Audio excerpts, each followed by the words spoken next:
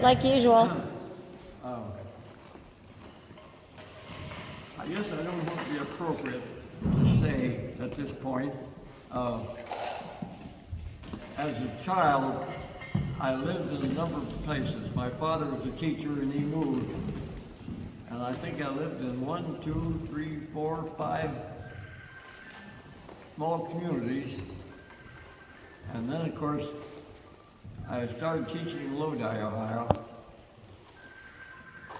And then I moved from there to Milan. And I haven't moved since.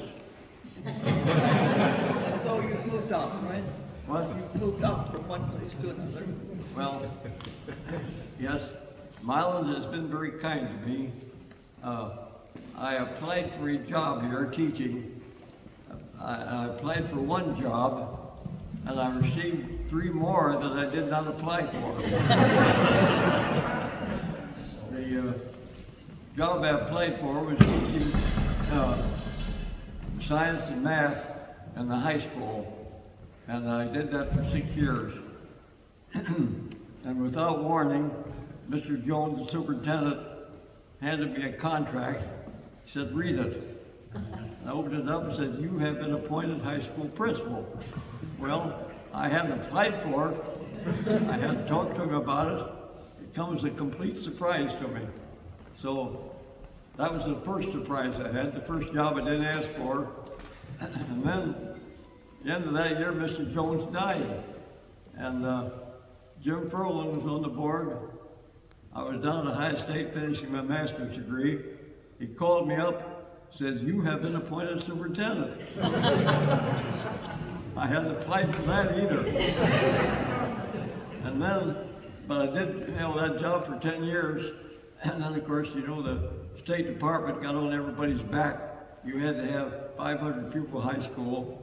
And of course, there was really only one way you could do it, that's to combine with some other school. And so the boards of both Berlin and Milan elected to put the 2 schools together. Well, there had to be a superintendent. They appointed a new board. They immediately appointed me superintendent. Honestly, I didn't know whether I wanted that or not. I remember I went and talked to the county superintendent about it. He said, "You better take it. If we bring in someone on the outside that won't know anything, at least you know Milan." And of course, think about it, people. All at once they tell you you're superintendent of that school over there. Well, what the hell are you going to do? Can't go busting over the world and hide the bull in the china closet, you know. And of course, they didn't like me anyhow because the rival between the 2 schools, you know. So, and then finally, I got an excuse to work my way into the school over there and find out what's going on. And of course, there was one incident I really telling. Naomi Federico was the elementary principal over there, and I had to see a teacher that was in the group. And she said, "Well, she's up on the top floor down at the end of the hall." So I went up there down at the end of the hall. There was a teacher aide sitting out in the corridor. And she stood up, confronted me, and said, "Who are you and what are you doing here?" Well, I said, "Well, I guess I'm Charles Lindecamp. I want to speak to this teacher that's down here." Well, of course, she apologized profusely. But I said, "You're doing exactly what you're supposed to do. We want people to be questioning anybody in the building that's a stranger, find out who they are and what they're doing." And so that's what she did.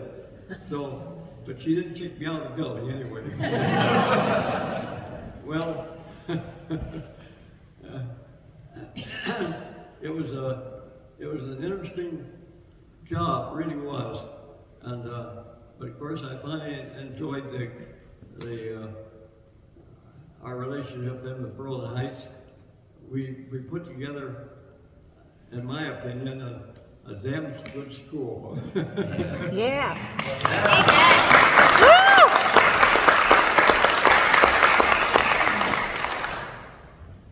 Edison High School really emerged quickly as a top grade high school in all respects.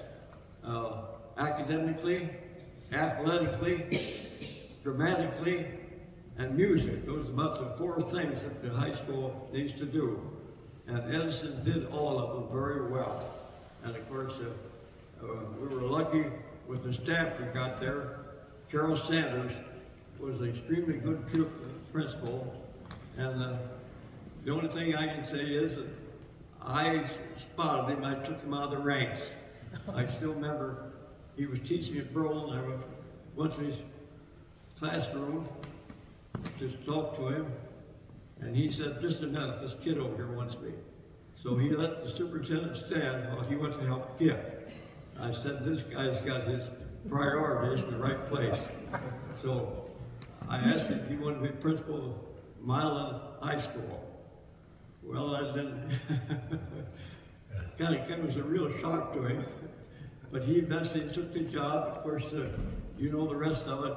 As we morphed into Edison High School, he was the principal. So you kids that attended Edison High School, you were lucky. You had a darn good principal there. In fact, you had a good staff pretty much the whole way around there at Edison. So,